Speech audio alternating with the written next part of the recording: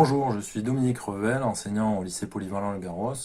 Je vais vous présenter l'enseignement des spécialités sciences de l'ingénieur, l'EDS SI. La spécialité sciences de l'ingénieur est associée aux enjeux scientifiques, environnementaux, numériques et techniques du monde d'aujourd'hui. Alors elle s'adresse essentiellement à ceux qui veulent découvrir des études supérieures de type scientifique pour devenir éventuellement ingénieur ou architecte ou chercheur. Les sciences de l'ingénieur permettent de suivre les évolutions industrielles récentes et technologiques et scientifiques. Elles permettent de faire le lien entre les enseignements classiques scientifiques du type mathématiques et physique et les technologies actuelles, aussi bien dans le domaine de l'informatique, du génie civil que de la mécanique ou de l'aéronautique. Alors l'enseignement se déroule souvent sous la forme d'études de cas ou de projets qui comprend en général des simulations numériques, ce qui nous permet de prévoir le comportement des différents objets que nous avons dans le laboratoire. De la même manière, nous faisons sur ces objets des expérimentations et des mesures, soit de type électrique, soit de type mécanique.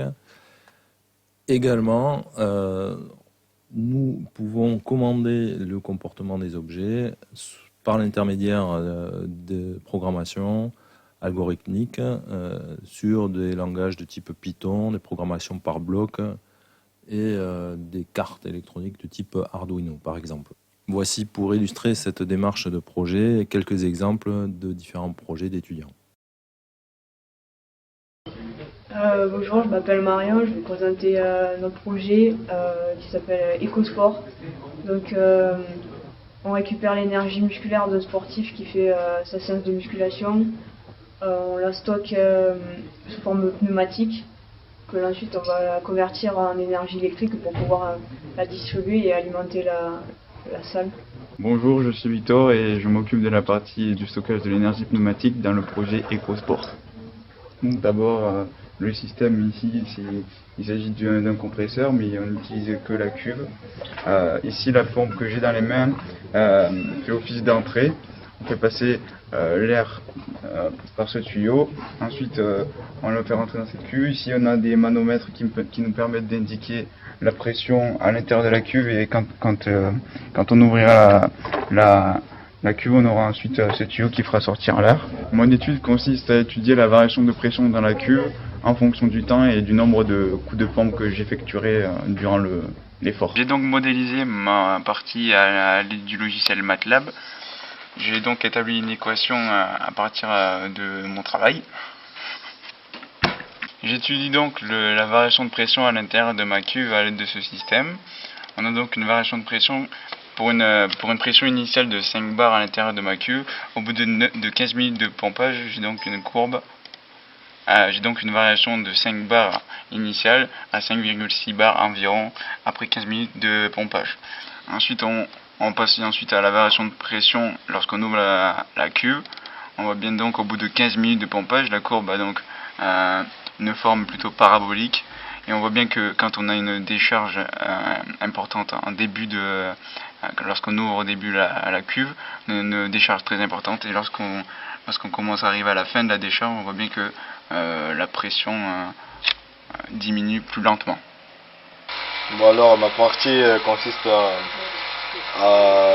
depuis le stockage, on a une énergie pneumatique qui arrive dans la turbine qui tourne, la turbine qui tourne, c'est-à-dire c'est de l'énergie mécanique. Et grâce à ce moteur triphasé, il nous convertit cette énergie mécanique en énergie électrique qui va après être redistribuée pour l'alimentation de la salle.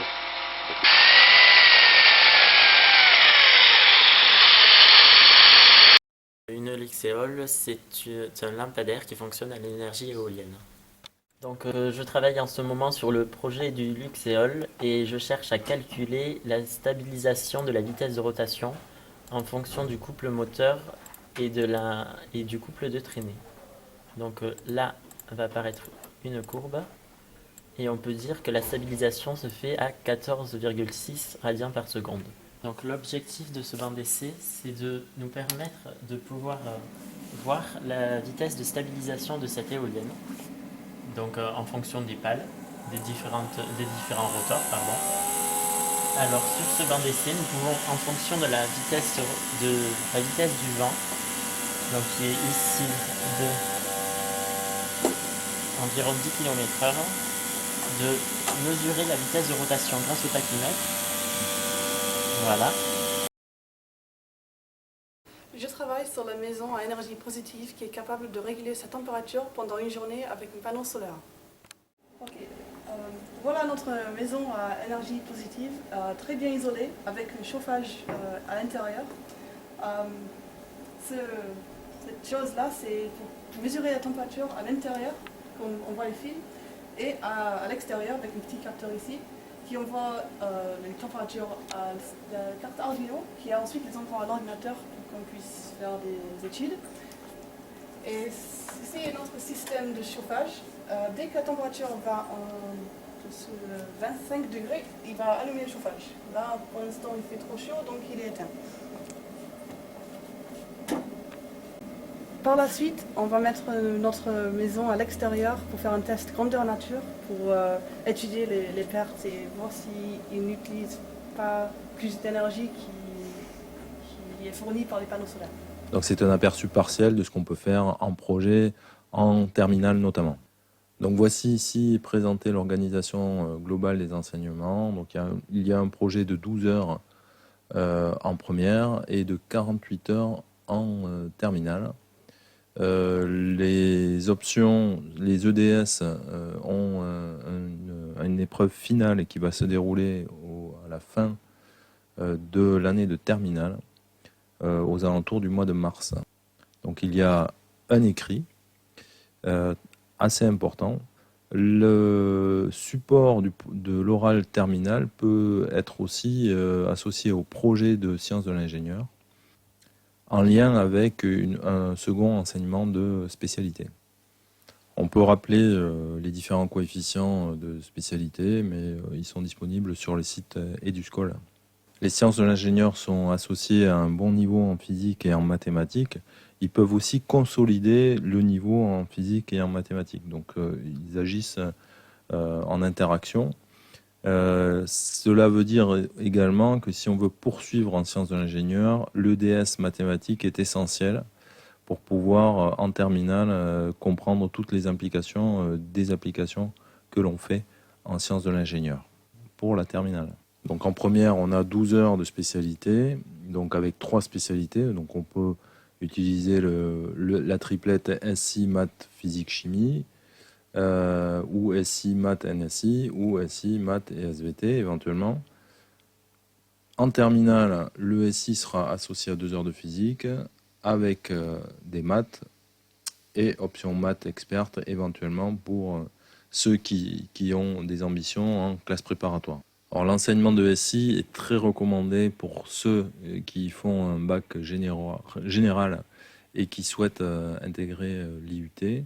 Donc on voit ici en jaune tous les enseignements de spécialité qui sont très adaptés pour les IUT. Alors évidemment, cela ne concerne pas tous les IUT, donc c'est très important de bien comprendre ce petit tableau pour regarder si éventuellement la spécialité SI est intéressante stratégiquement pour intégrer tel ou tel IUT.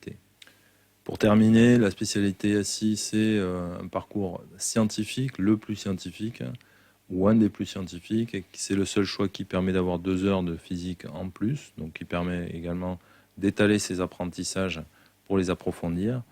Et c'est un enseignement qui est contextualisé à travers des projets et à travers une technologie qui est associée au monde d'aujourd'hui. Merci de votre attention, j'espère que cette présentation a su répondre à vos questions. Au plaisir de vous retrouver au lycée polyvalent Le Garros.